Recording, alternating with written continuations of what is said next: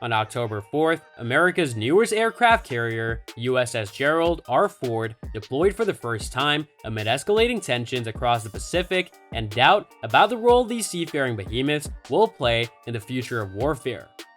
The Ford is the largest and most expensive battleship ever constructed, costing $13.3 billion.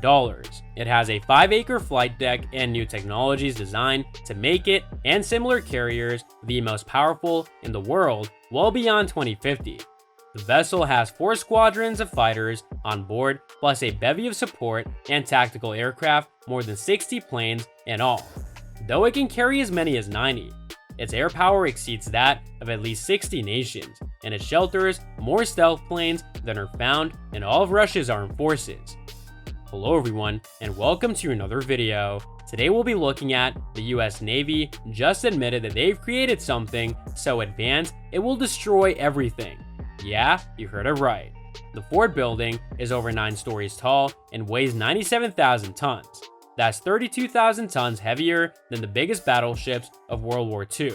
But huge doesn't mean sluggish. Powered by a pair of powerful A-1B nuclear reactors, the ship has approximately 3 times the power of America's existing supercarriers, around 300 megawatts of electrical power in all. According to the Navy, seeing it on the sea is like witnessing a New York City block cruise past at 34 miles per hour.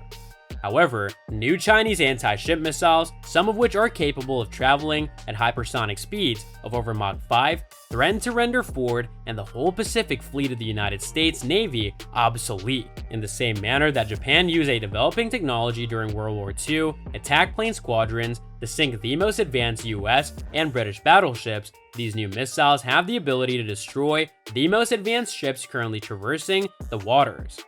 Updated in August 2022, a sobering analysis from the Congressional Research Service raises worries about the survivability of Navy surface ships in hypothetical combat situations against adversaries such as China that are armed with significant numbers of UAVs and advanced anti-ship missiles. While Russia also possesses hypersonic weapons, the Navy is mainly concerned with China. The government has actively expanded its naval force over the past decade and produced a variety of anti-ship weaponry, including hypersonic missiles with Mach 10 maneuverability. China makes no secret of the fact that these weapons are designed to repel American ships. One of its weapons testing facilities in the Taklamakan Desert contains full-size replicas of US aircraft carriers for target practice. China's buildup occurs during a time of regional instability. The nation asserts control over almost the entire South China Sea, which extends thousands of kilometers beyond its own coastline.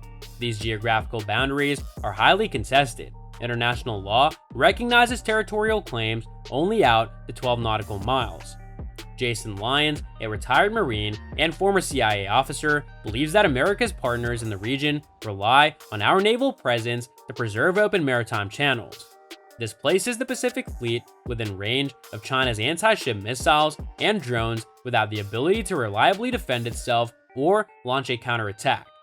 Neither of the fighters operated aboard US flat tops. The FA-18 Super Hornet nor the FA-35C Joint Strike Fighter can reach targets more than 700 miles away. This is a concern for more than just the US Navy, it is an existential drama. Ford and ships like it are equipped with a battery of anti-missile defenses, but none of them can protect them in a protracted war against China's most advanced missiles.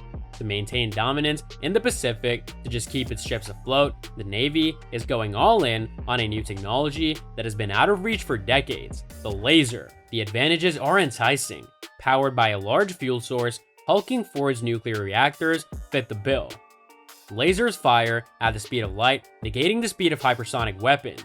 They can reload quickly to defend against swarms of drones, and they don't require ammo stores, giving ships virtually unlimited firing opportunities.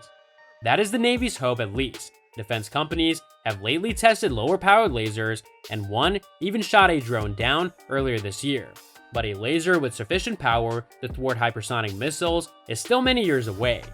Nevertheless, the Pentagon has faith in the new technology, so much so that this year it stopped research into 2 additional potential weapons, railguns and special gun launch guided projectiles, GLGPs, that it had believed could defend its fleet against modern weaponry. The question now is whether the Navy can develop this technology rapidly enough to counter a danger before it's too late. In 2021, the Biden administration established a task team at the Pentagon to evaluate the threat posed by China's rapid naval expansion.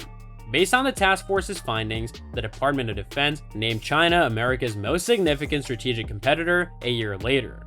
China has more than 770 naval, Coast Guard, and other military vessels at present.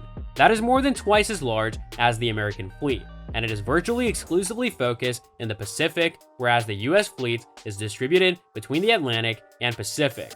China also possesses an arsenal of modern anti-ship missiles that can be launched from land-based bases, naval vessels, and aircraft.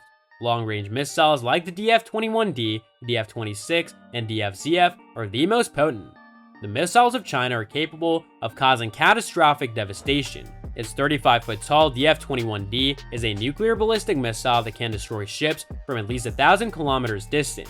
Analysts say that China can launch this 32,000-pound missile from the ground or from heavy bombers in the air, and that its nuclear warhead can move in flight to strike moving ships. So that's all from today's video. If you enjoyed it, remember to leave a like, subscribe, and ring that bell icon so that you never miss our upcoming videos. And don't forget to share your thoughts in the comments section down below. Stay tuned, and we'll catch you in the next video.